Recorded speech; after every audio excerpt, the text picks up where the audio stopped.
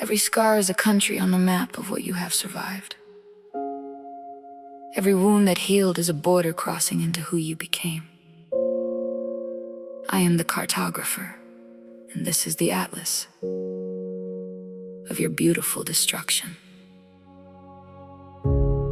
Give me your arm and let me read the geography of your endurance. Here where the skin is raised in silver like a frozen river. This is the mountain range of the year you almost gave up. And here where the texture changes. This is the valley of the afterward. Your body is not damaged, your body is illustrated. A living manuscript written in the language of recovery. Where others see imperfection, I see topography. The detailed record of a soul that has traveled through impossible terrain. The scar here on your shoulder shaped like a crescent moon. It marks the place where you carried something far too heavy for too long. And this one on your knee is where you fell and rose and fell again, until rising became more natural to you than falling ever was. I map them all with reverence, for each one is a coordinate in the vast atlas of your survival, each one a city built in territory that pain tried to claim as its own. But you colonized with healing and made it part of your country. Show me the scars you hide beneath your clothing and your composure. Show me the maps you have drawn across your own skin, for I have never seen a more beautiful cartography than the body of someone who has survived their own catastrophe. I am the cartographer of scars, and every mark tells me a story more compelling than any fiction, more heroic than any myth. The map of your body is the map of your courage, and I trace its borders with trembling, awestruck hands. I am the cartographer of scars, and I have charted 1,000 bodies, and not one single atlas is the same as any other, but every one contains within its wounded geography a legend that breathes. Here there be survival, here there be strength. The woman who shows me the landscape of her mastectomy, a topography of absence that somehow contains more presence than any unmarked body I have ever charted. She stands before me like a mountain range newly formed by tectonic courage, the veteran who maps for me the territories of his burns, each ridge a different temperature, a different day, a different scream. But he narrates his atlas with the calmness of a scholar who has learned that knowledge of pain is still knowledge, and knowledge is power. The child who traces the small scar on her lip and tells me proudly, this is where I was brave at the hospital, and it is a tiny scar, but in my cartography it is as significant as any continent, for it represents the first time she learned she could endure. We spend so much time trying to erase our scars, covering them, concealing them, apologizing for their existence, as if smooth, unmarked skin were the only beautiful landscape, as if only the untouched and untested could be considered worthy. But I have seen the maps, I have charted the territories, and I tell you with the authority of one who has studied these atlases, that the most beautiful country is always the one that has been through the fire. The most interesting map is always the one with the most complicated borders. Your scars are not failures, they are the opposite of failures. They are the visible proof that you met the worst, and you are still here. The wound was the event, but the scar is the victory. The wound was the question, but the scar is the answer.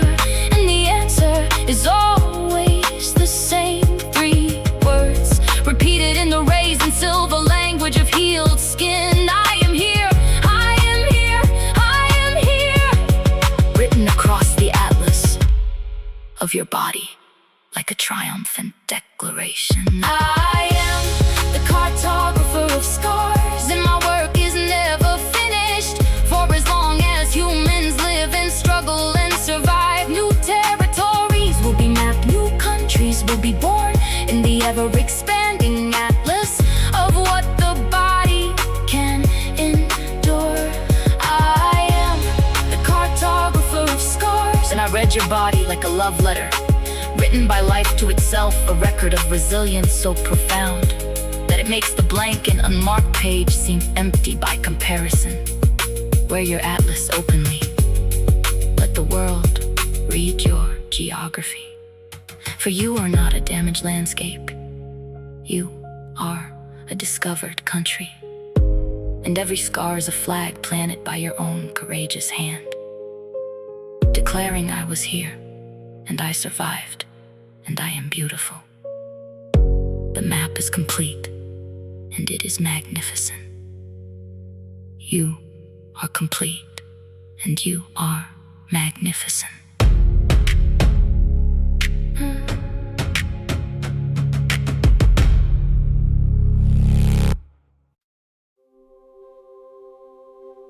The river does not choose what it carries to the sea.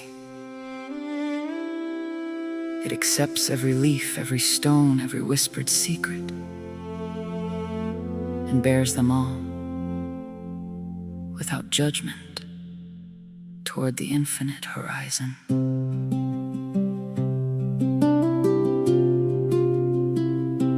When I was young, I told my secrets to the river by my home, kneeling on the mossy bank where willows wept into the current.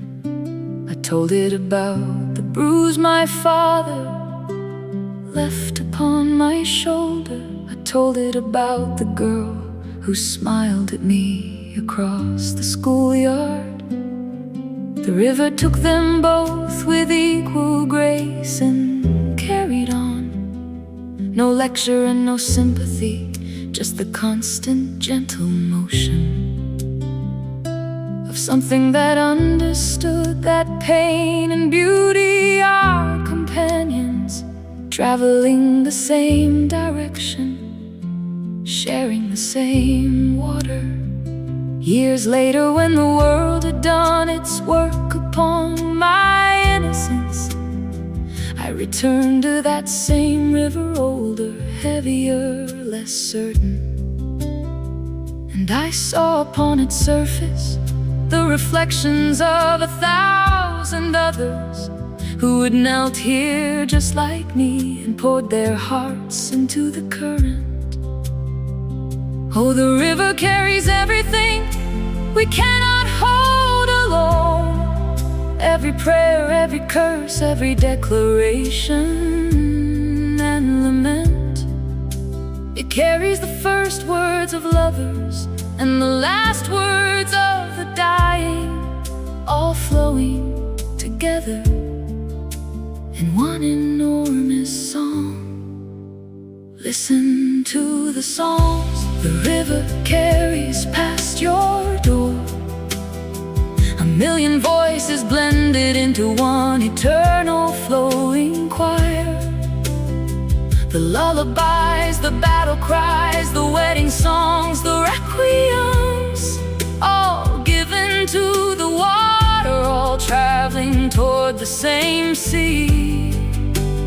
Listen to the songs the river carries through the night. Your grandmother's humming and your future daughter's laugh. They are all here together in this current without time, and the river sings them all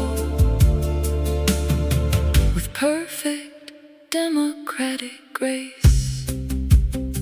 Upstream a woman washes blood from cloth and whispers to the current, take this pain away from me, carry it to where the ocean swallows everything. Downstream a child throws a paper boat with a wish written inside. Carry this stream to somewhere it can come true, the child says. And the river takes them both, the blood and the boat, the grief and the hope, and they travel side by side, neither one more important than the other. I think this is what God would look like if God were made of water, patient enough to carry contradictions, gentle enough to hold them all. The river does not ask you to be clean before it lets you touch its face. The river does not ask you to be worthy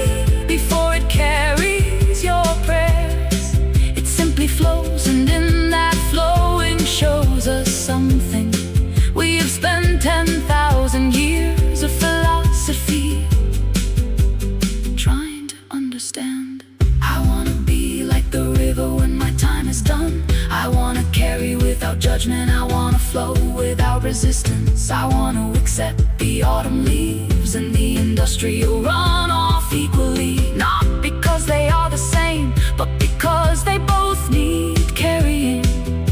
Tonight I stand beside the water one more time, hair gray, eyes tired, and I give it everything I have left, every remaining secret, the fears I never told anyone, the love I never expressed, the apology I owe to someone who may no longer be alive.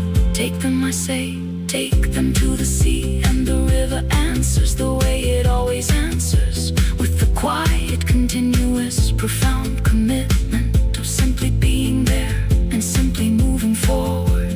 And I understand at last that this was always the lesson, not what to carry, but how to carry it, with grace, with constancy, with the humility of water that never insists on being anything other than what it is. Listen to the songs the river carries to the sea, every joy, every sorrow, every ordinary, extraordinary day. The river does not choose, and the river does not judge. It simply flows, and in its flowing holds the entire human story. Listen to the songs the river carries, let them wash over you. You are in this current too, your voice, your pain, your love, all flowing together with a billion other voices toward the horizon. And somewhere where the river meets the ocean, every song becomes one song, and that song is the most beautiful sound the universe has ever heard.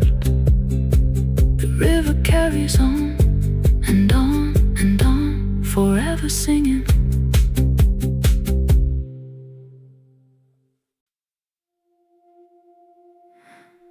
In the courtyard of the abandoned fortress, where nothing should survive, a single rose is pushed through iron grating, fed by nothing but resolve. This is her story. This is her vow.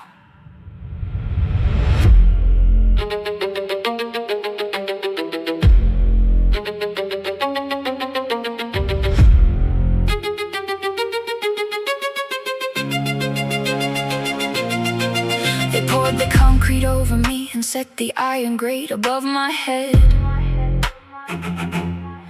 They built a fortress on the garden where my mother's roots ran deep. For 7 years I lived in darkness, breathing recycled air. My petals pressed against the cold metal ceiling of my buried world.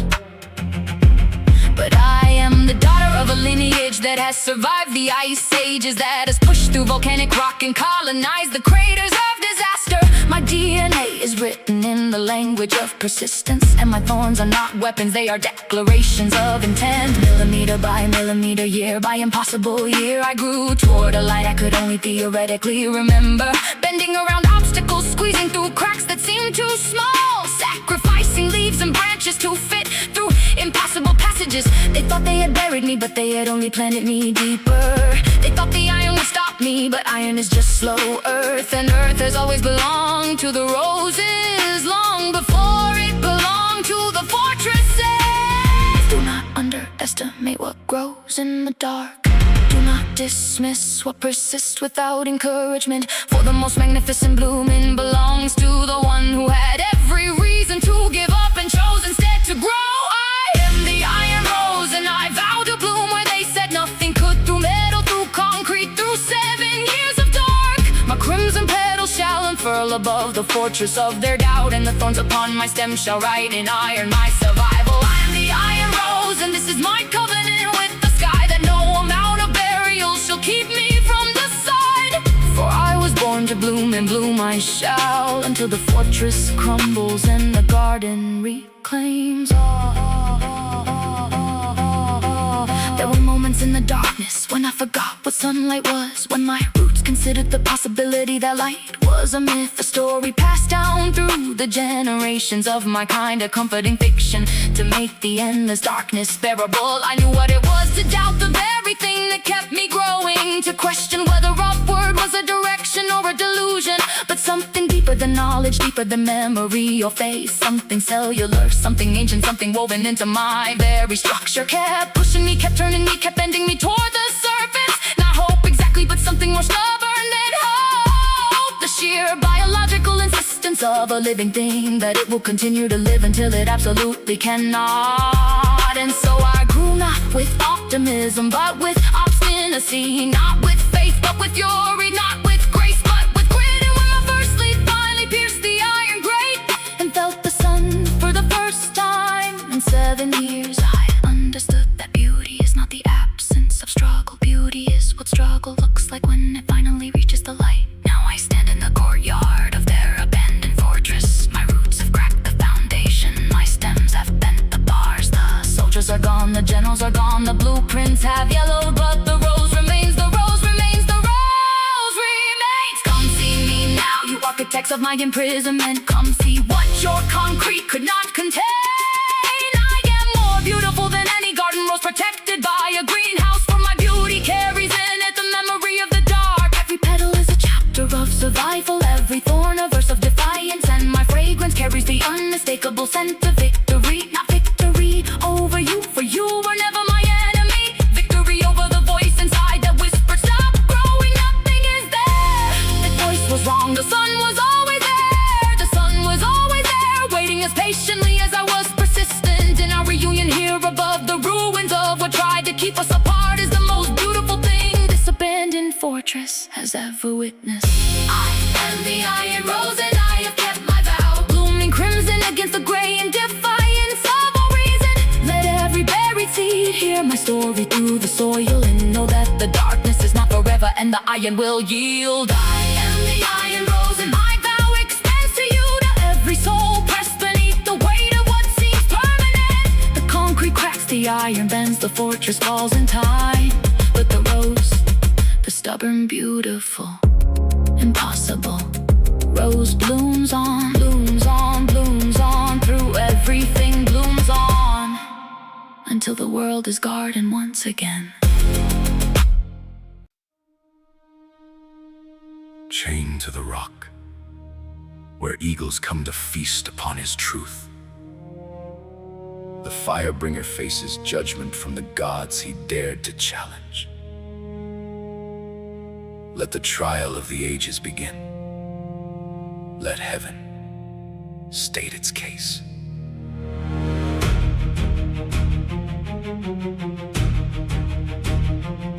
I stand accused of stealing fire from the vaults of the immortals, of placing power in the hands of creatures made of dust and wanting. I stand accused of loving humanity more than I loved my throne, of choosing disobedience over the comfortable silence of obedience. The prosecution calls it treason, calls it arrogance and pride. They say I disrupted the divine order, upset the sacred hierarchy, that mortals were meant to shiver in their caves and beg for warmth.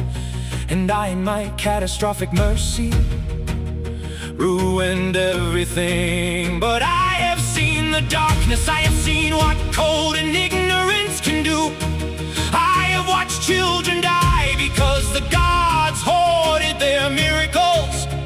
I have watched civilizations fail to start because the spark was kept behind a golden door to which only the immortals held the key. So yes, I stole the fire, yes, I broke the seal, yes, I carried it burning in my own flesh down the mountainside. And yes, I would do it again, I would do it 10,000 times, because the sound of a child warming her hands at a flame she was never meant to have is worth more than every throne in heaven. Judge me then, oh council of the deathless and the cold, weigh my crime against the light now burning in 10,000 homes. I am Prometheus and I regret nothing.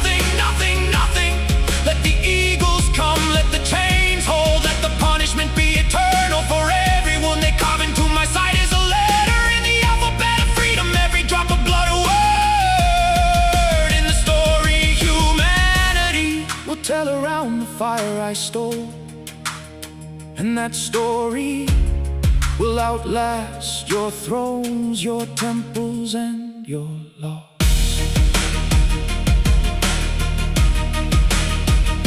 The gods deliberate in the chamber made of clouds and certainty. They speak of order, they speak of precedent, they speak of consequence, but they do not speak of the woman who discovered cooking or the man who read his first word by the light of stolen flame. They do not speak of the surgeon's lamp, the blacksmith's forge, the lighthouse. They do not speak of the poet writing by candlelight at midnight, capturing thoughts that will survive for 3,000 years. They speak only of their wounded pride, their violated authority. And I wonder, I truly wonder, from my rocking chains, whether the gods are angry because I stole their fire, or because I proved that they were never going to share it. That divinity without generosity is just tyranny. With better architecture, let the record show that the accused showing no remorse. Let the record show that when the verdict was pronounced, eternal torment upon the rock chains that cannot be broken. The accused looked at the council and smiled, not with defiance, not with bitterness, but with the satisfaction of someone who knows that the fire is already out there, burning in every hearth, in every forge, in every laboratory and library, spreading from hand to hand, impossible to unlight. You can chain me, but you cannot chain what I have started. You can punish me, but the fire does not care about your punishments. It leaps from week to week, from generation to generation, gathering strength with every century, growing wilder and more free. And one day these chains will rust and this rock will crumble, and the eagles will forget why they were sent here. But the fire will still burn, because that is what fire does. It burns and it spreads and it illuminates and it refuses to go out. Judge me then, and let the sentence be recorded across the sky in letters made of the very fire I stole. Prometheus stands guilty of the crime of believing that light belongs to everyone and not to the privileged few. Let my punishment echo through the ages as a testament, not to the power of the gods, but to the stubbornness of love. For I stole the fire, not for glory, not for worship, not for fame, but because the children were cold and the darkness was not fair. And if that is a crime, then let me be the greatest criminal in all the history of heaven, all the chronicles of earth. The fire burns on, the fire burns on, and I am satisfied. Let the eagles come, I am not afraid, for the fire burns on.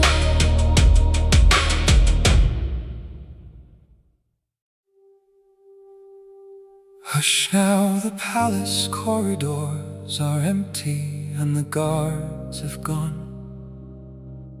The velvet drapes hang still as death, the chandeliers have lost their flame. Sleep now, your majesty, for the world you ruled has moved on without you.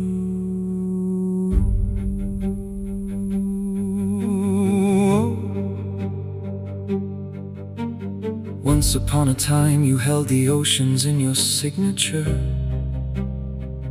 You drew borders with a breakfast pen while empires held their breath. Ambassadors would tremble in your antechamber, waiting for the privilege of kneeling upon your imported marble floor. But tonight the antechamber echoes with the sound of mice. The ambassadors have found new knees to bend, new floors to kiss. And you sit alone upon a throne that fits you like a coffin. A king without a kingdom is the loneliest word in any language. Your crown sits on the nightstand next to medicine and spectacles. Your scepter leans against the wall like a forgotten walking cane. And outside in the courtyard where parades once thundered past, a single cat walks slowly across the space where thousands knelt. How strange the silence after a lifetime of fanfares. How cold the palace when the sycophants have fled. But there is mercy in this ending. There is kindness in this quiet. Let me sing you one last lullaby before the century turns. Sleep now, last king of a world that no longer needs you. Dream of the parades, dream of the trumpets, dream of the glory. Let the lullaby wrap around your weary bones like ermine and carry you gently past the borders of your fading dynasty.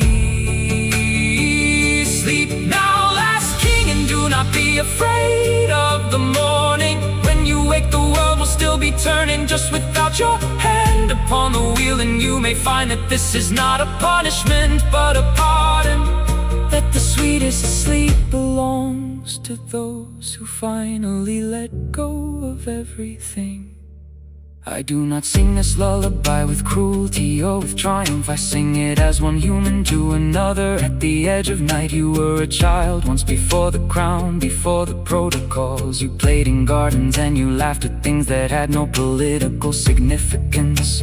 You loved someone with the pure uncalculating love of youth before they taught you that love must always serve the interest of the state. Somewhere beneath the accumulated weight of royal obligation, the child still lives, and tonight as the kingdom dissolves, perhaps for the first time in 60 years the child can breathe. Perhaps for the first time the person behind the title can simply exist without the terrible burden of being responsible for everything, without the crushing expectation of being everything to everyone. The revolutionaries are sleeping, too exhausted by their victory. The new government has not yet learned to work the palace lights. And in this brief and sacred intermission between the old world and the new, there is a silence so complete that even time seems to have stopped. In the silence I offer you not judgment but understanding, not forgiveness, for that is not mine to give, but compassion for the boy who was told he was divine and believed it, for the man who was told he was eternal and built his life upon that lie. The crown was never yours to keep, it was always borrowed. The throne was never yours to own, it was always on loan from the future. And the future has come to collect with gentle but unyielding hands. So let it go, your majesty, let it go and sleep. The world turns, the seasons change, the rivers find new courses, and the last king sleeps, and in his sleep he smiles. For the first time in 60 years he dreams of absolutely nothing, and it is the most beautiful dream he has ever had. Sleep now, last king, your lullaby draws to its gentle close. The candle by your bed burns low like the final star of a spent constellation. Dream of the gardens of your childhood, dream of the love you once knew before they put the weight of nations on your small and human shoulders. Sleep now, last king, the morning will be different from all mornings. A world without a crown may stumble, but it will learn to walk, and you released from the golden cage of your own mythology will wake perhaps as simply and as wonderfully as a man. Sleep, sleep, the lullaby is ending, and the world begins again, and both of you are free at last, both kingdom and king. Sleep and be free.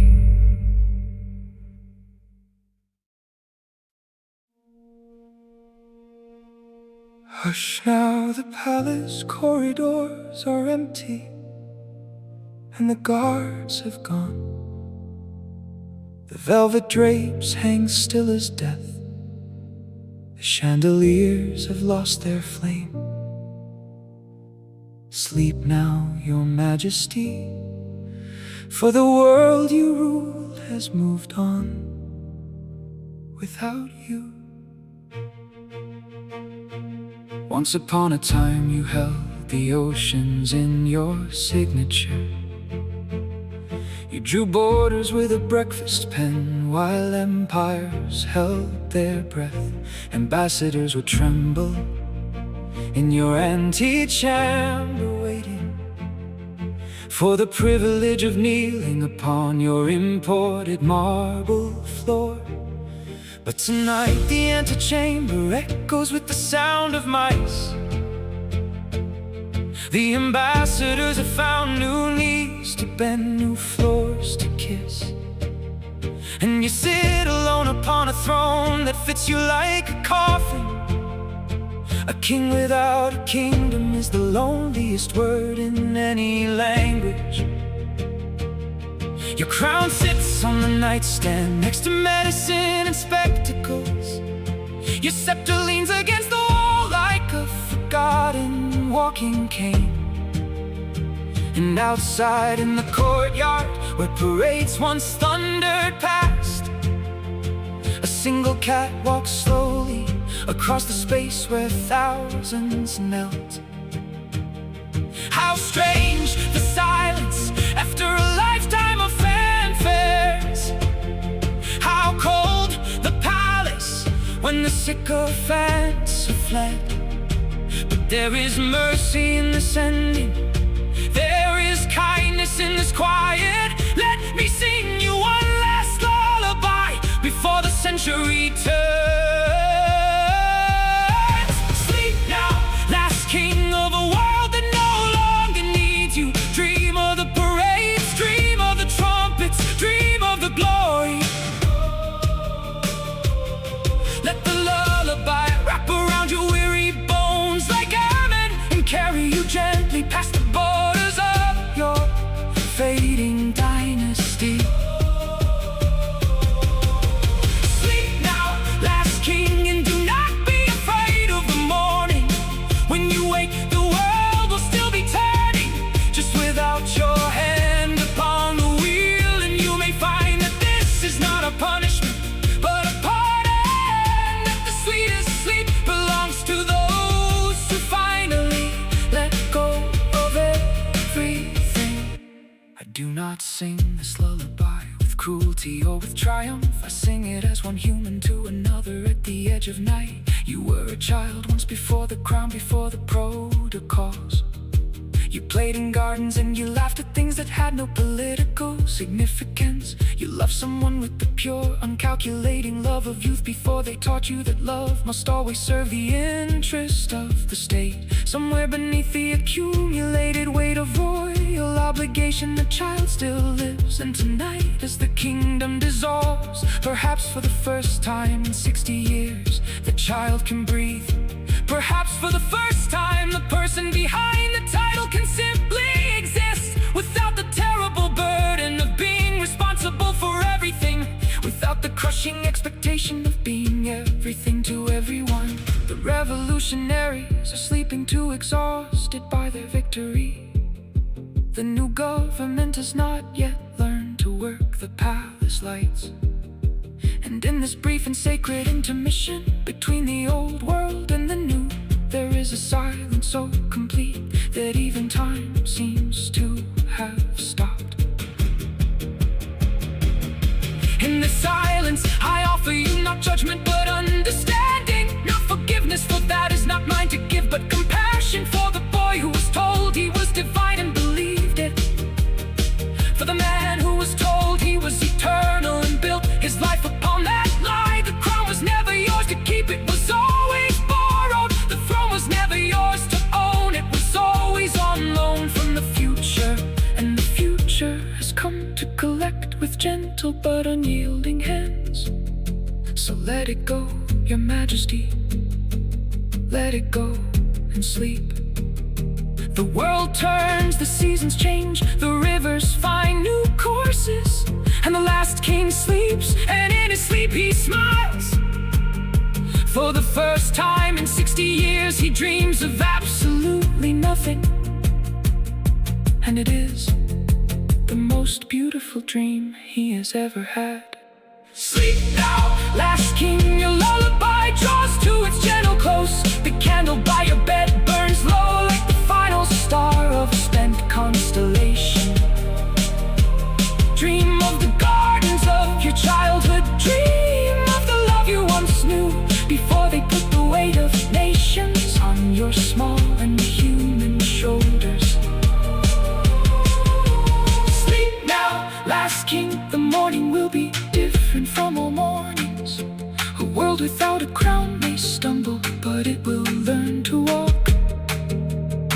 And you, released from the golden cage of your own mythology, will wake perhaps as simply and as wonderfully as a man.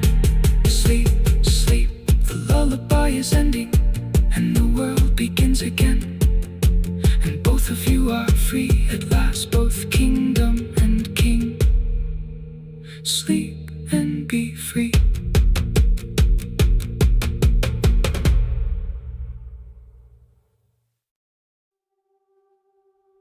In the courtyard of the abandoned fortress, where nothing should survive, a single rose is pushed through iron grating, fed by nothing but resolve. This is her story. This is her vow.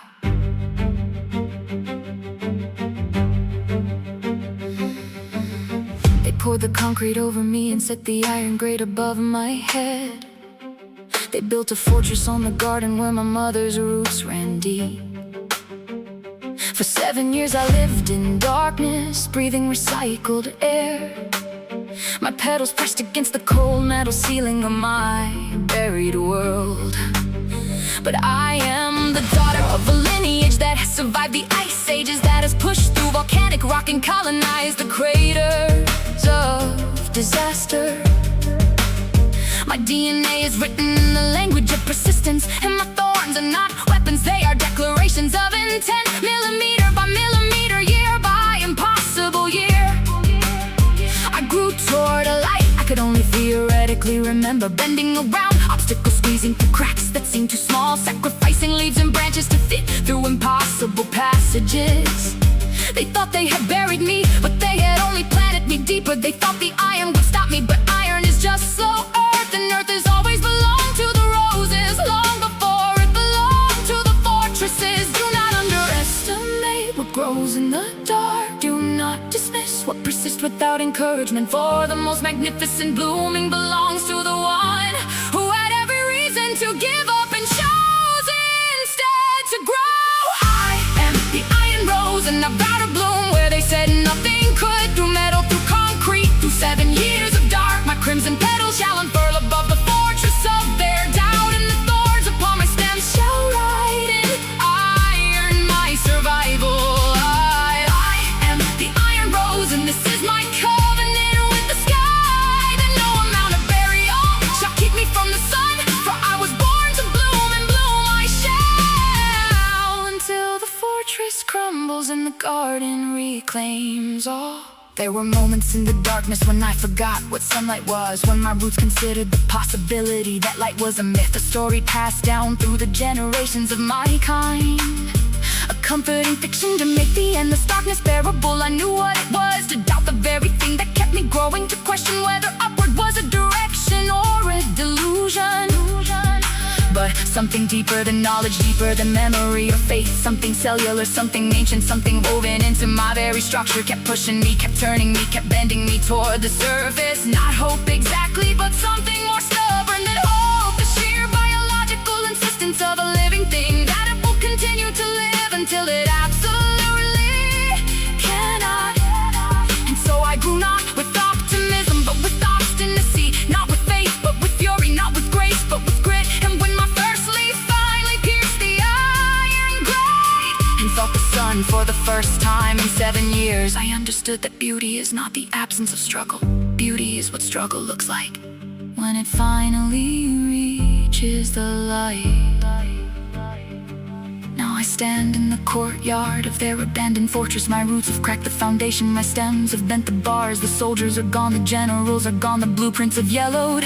But the rose remains, the rose remains, the rose remains. Come see me now, you architects of my imprisonment. Come see what your concrete could not contain. I am more beautiful than any garden rose, protected by a greenhouse. For my beauty carries in it the memory of the dark. Every petal is a chapter of survival, every thorn a verse of defiance. And my fragrance carries the unmistakable scent of victory. Not victory over you, for you were never my enemy. Victory over the voice inside that whispered stop growing. Nothing is there, that voice was wrong. The sun was always there.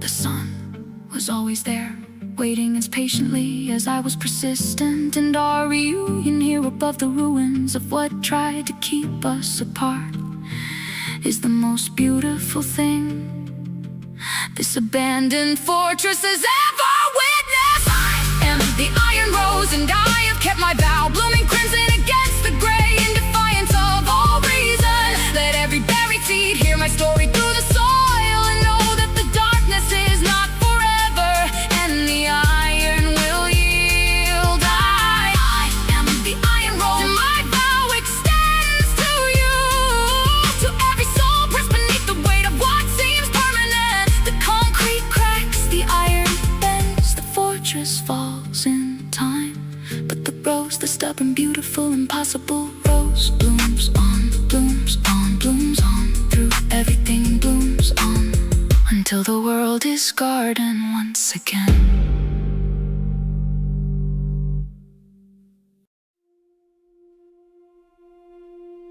In the museum of everything that was, I walk alone at midnight,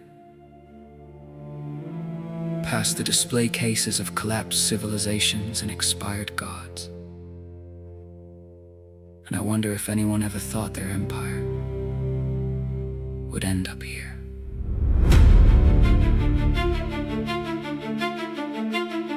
Babylon, you built your gardens in the sky to prove that beauty could defy the mathematics of mortality, and for a while it did.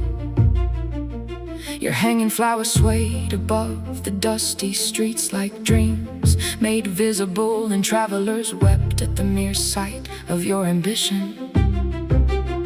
But now your name is a metaphor for collapse, a synonym for pride. Your gardens exist only in the arguments of scholars who disagree on everything about you, even whether you were real or merely hoped for. And the dust that was your citizens has been borrowed by a dozen countries since Rome. You paved the world with roads that all led to your confidence. Your legions marched in perfect synchronicity from Britain to the Nile. Your aqueducts, your laws, your language, your engineering convinced you that you had built something the gods themselves would envy. But the barbarians did not read your constitution, and the lead in your pipes did not respect your military record. And one morning the eternal city woke to find that eternity had an expiration date after all. And yet there is something magnificent in the attempt, in the audacious human insistence that we can build something lasting on the shifting sands of time, even knowing that the sand always wins. Oh, elegy for empires that believe they were forever. Your monuments still stand, but your meanings have been lost. We walk through your ruins, taking photographs of our own future. For every empire standing now will one day join your gallery. Oh, elegy for empires, not a mockery but a mourning for the genuine belief that this time would be different, that these walls were strong enough, that the system was perfected, that this was the one, the final one, the empire that would last. I think of the ordinary citizen of every fallen kingdom, the baker in Pompeii shaping dough, the morning Vesuvius remembered The student in Alexandria reaching for a scroll as the library burned. The mother in Carthage hearing Roman boots upon the cobblestones. They did not think of themselves as living in a dying empire. They thought of breakfast, they thought of homework, they thought of their children's safety. History is something that happens to other people until the morning it happens to you. And I walk these museum halls and see our own reflection in the cracked pottery and the faded murals and the coins with faces nobody alive can name. And I feel the vertigo of recognition. We are not visitors to this museum. We are future exhibits. But perhaps this is not a tragedy. Perhaps it is a comfort that nothing built by human hands was ever meant to be eternal. That the beauty of the arch is made more beautiful by its eventual falling. That a rose pressed in a book is still a rose, still fragrant, still love. The empires had their season and they gave the world their gifts, legal systems and philosophies and art that still astonishes. The fact that they did not last does not diminish what they were. A sunset is not a failure simply because it ends. So let us build, knowing full well that the sand will come. Let us build our gardens in the sky, our roads across the world. Let us pour ourselves into the magnificent, futile, beautiful endeavor of making something that matters. Even though nothing lasts, for the trying is the triumph, not the lasting. The reaching is the glory, not the grasping. And every empire that has fallen has fertilized the soil from which the next impossible, beautiful attempt will grow. Oh, elegy for empires, I sing you without despair. For in your ruins I see not the end, but the compost of the future. Every civilization that crumbles nourishes the next. Every tower that falls provides the stone for something new. Oh, elegy for empires, hear the museum singing back to you. Your display cases are not coffins but cradles, holding the seeds of everything that will come after. The empires fall, and the world goes on, more layered, more textured, more richly complicated. And perhaps one day an empire will arise that understands the greatest thing it can build is the grace to let go. When the sand comes, when the sand inevitably comes. Oh, elegy, the museum closes and I walk into the night where a new empire is being born in someone's hopeful heart.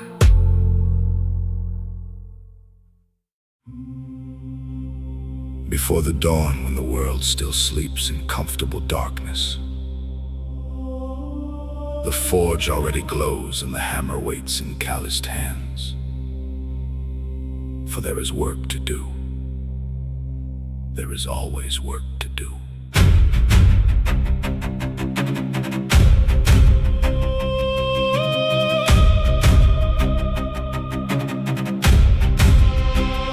My father was a blacksmith, and his father before him, and his father before that, going back to the first spark. We are the ones who make the world's uncomfortable necessities, the nails that hold the rooftops, the chains that pull the anchors, the hinges that allow the doors to open and to close. Every revolution, every era, every golden age of enlightenment began right here in rooms like this, where sparks fly upward and ordinary iron submits to extraordinary will.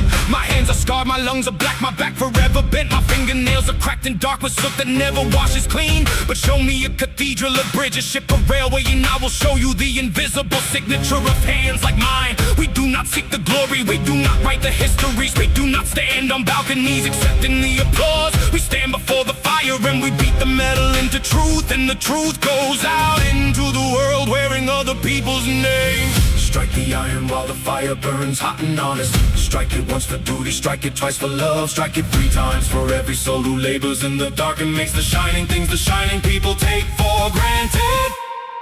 Hear the blacksmith's anthem, ringing from the forge. The rhythm of the hammer is the heartbeat of the world. We bend the iron, we shake the steel, we master flame and force, and from our labor everything magnificent is born. Hear the blacksmith's anthem, louder than the trumpets, more honest than the speeches, more enduring than the gold. For when the kings have fallen and the monuments have crumbled, the hammer still strikes true and the forge still burns.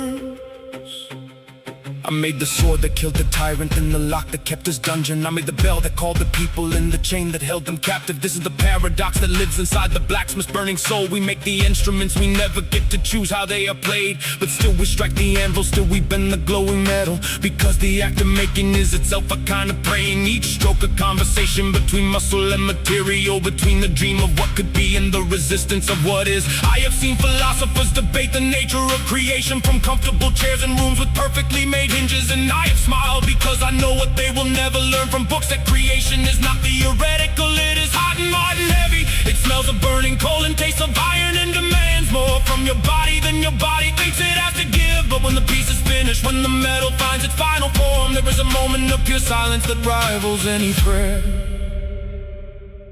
Come closer, come and see the magic of the mundane. Watch the iron blush from gray to cherry red to blinding white.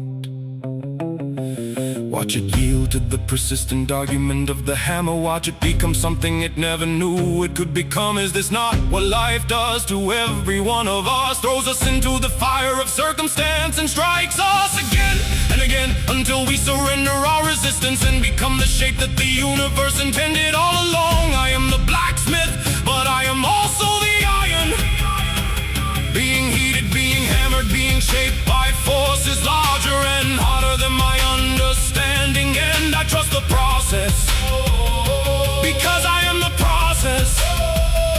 The hammer and the anvil and the metal and the fire are the same thing, seen from different angles. And the anthem I sing is the song the iron sings when it finally stops resisting and starts becoming. Hear the blacksmith's anthem echoing through the ages, from the first bronze age to the steel cathedrals of tomorrow. We are the keepers of the flame, the shapers of the world, the callous unsung alchemists who turn raw. The blacksmith's anthem ringing clear and true, every bridge you cross, every door you open, every bell you hear carries the echo of a hammer striking in the dark before dawn. And that rhythm, that sacred unrelenting rhythm, is the pulse of civilization. Strike the anvil, strike it true, the blacksmith sings forever. And the world is made and remade with every ringing bell.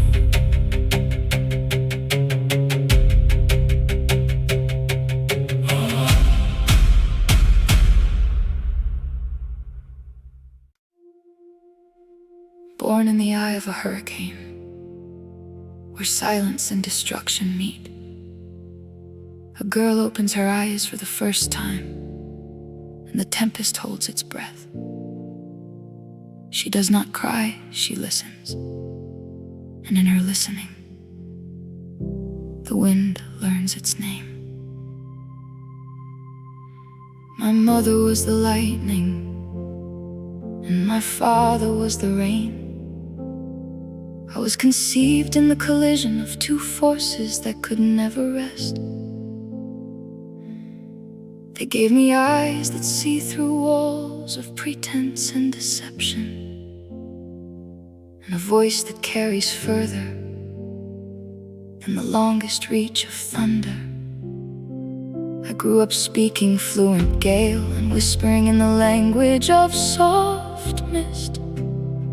I learned to walk on water before I learned to walk on land.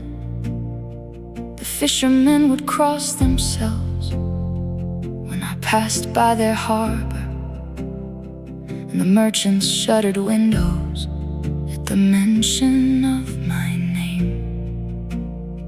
But I was never the disaster they imagined me to be. The storm that lives inside my chest is not a storm of anger.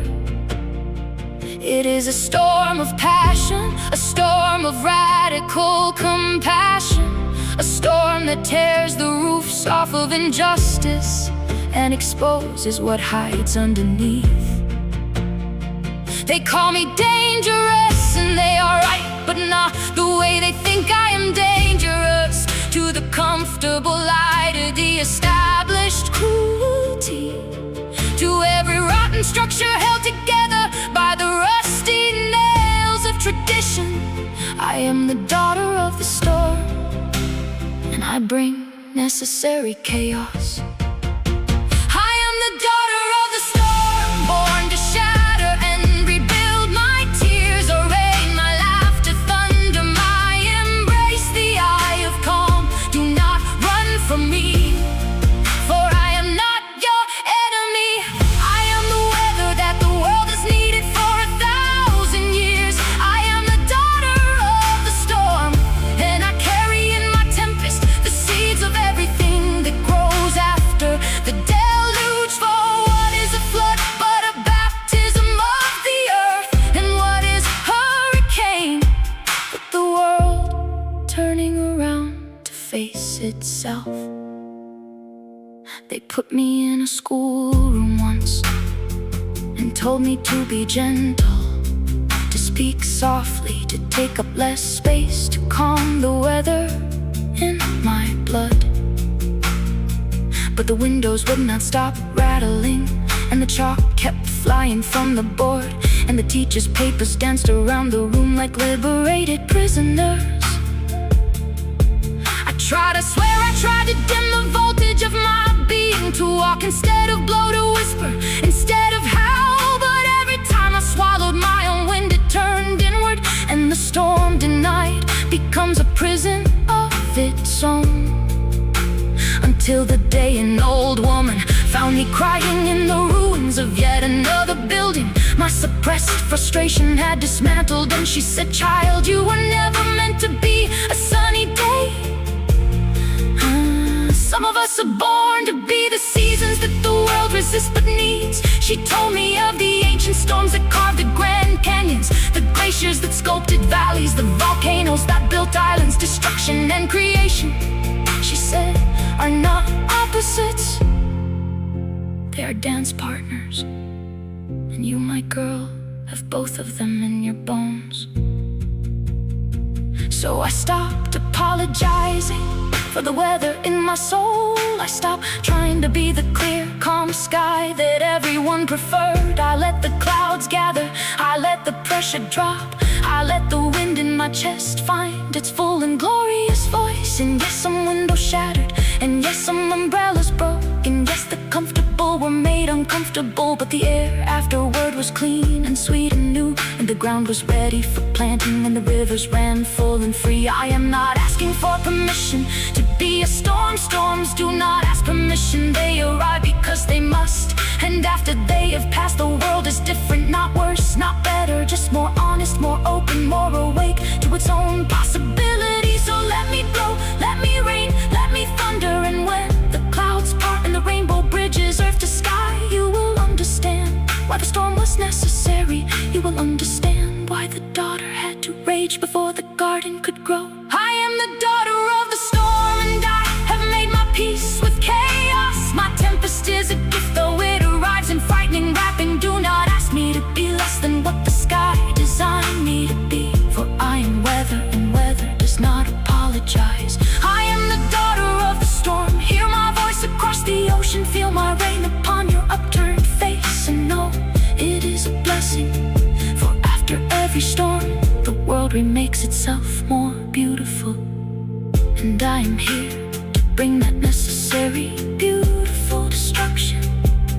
I am the storm, I am the calm, I am the rain, I am the sun, and I am the daughter who was never meant to be contained. Let the winds blow, let the world be remade. The daughter of the storm has come, and she is glorious.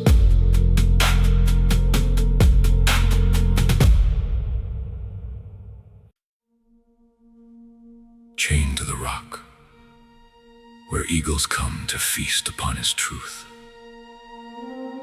The firebringer faces judgment from the gods he dared to challenge. Let the trial of the ages begin.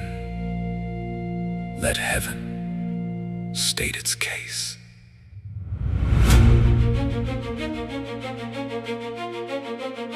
I stand accused of stealing fire from the vaults of the immortals, of placing power in the hands of creatures made of dust and wanting. I stand accused of loving humanity more than I loved my throne, of choosing disobedience over the comfortable silence of obedience.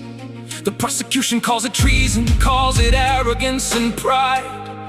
They say I disrupted the divine order, upset the sacred hierarchy, that mortals were meant to shiver in their caves and beg for warmth. And I, in my catastrophic mercy, ruined everything. But I have seen the darkness, I have seen what cold and ignorance can do. I have watched children die because the gods hoarded their miracles. I have watched civilizations fail to start because the spark was kept behind a golden door to which only the immortals held the key. So yes, I stole the fire. Yes, I broke the seal. Yes, I carried it burning in my own flesh down the mountainside. And yes, I would do it again. I would do it 10,000 times, because the sound of a child warming her hands at a flame she was never meant to have is worth more than every throne in heaven. Judge me then, O council of the deathless and the cold. Weigh my crime against the light now burning in 10,000 homes. I am Prometheus and I regret nothing, nothing, nothing, nothing. Let the eagles come, let the chains hold, let the punishment be eternal. For every wound they carve into my side is a letter in the alphabet of freedom. Every drop of blood a word in the story humanity will tell around the fire I stole. And that story will outlast your thrones, your temples and your laws. The gods deliberate in their chamber made of clouds and certainty. They speak of order, they speak of precedent, they speak of consequence, but they do not speak of the woman who discovered cooking, or the man who read his first word by the light of stolen flame. They do not speak of the surgeon's lamp, the blacksmith's forge, the lighthouse. They do not speak of the poet writing by candlelight at midnight, capturing thoughts that will survive for 3,000 years. They speak only of their wounded pride, their violated authority. And I truly wonder from my rocking chains, whether the gods are angry because I stole their fire, or because I proved that they were never gonna share it. That divinity without generosity is just tyranny with better architecture. Let the record show that the accused showed no remorse. Let the record show that when the verdict was pronounced, eternal torment upon the rock chains that cannot be broken. The accused looked at the council and smiled, not with defiance, not with bitterness, but with the satisfaction of someone who knows that the fire is already out there burning in every heart, in every forge, in every laboratory and library, spreading from hand to hand, impossible to unlight. You can chain me, but you cannot chain what I have started. You can punish me, but the fire does not care about your punishments. It leaps from wick to wick, from generation to generation, gathering strength with every century, growing wilder and more free. And one day these chains will rust and this rock will crumble, and the eagles will forget why they were sent here. But the fire will still burn, because that is what fire does. It burns and it spreads and it illuminates, and it refuses to go out. Judge me then and let the sentence be recorded across the sky in letters made of the very fire I stole. Prometheus stands guilty of the crime of believing that light belongs to everyone and not to the privileged few. Let my punishment echo through the ages as a testament, not to the power of the gods, but to the stubbornness of love. For I stole the fire, not for glory, not for worship, not for fame, but because the children were cold and the darkness was not fair. And if that is a crime, then let me be the greatest criminal in all the history of heaven and all the chronicles of earth. The fire burns on, the fire burns on, and I am satisfied. Let the eagles come, I am not afraid, for the fire burns on.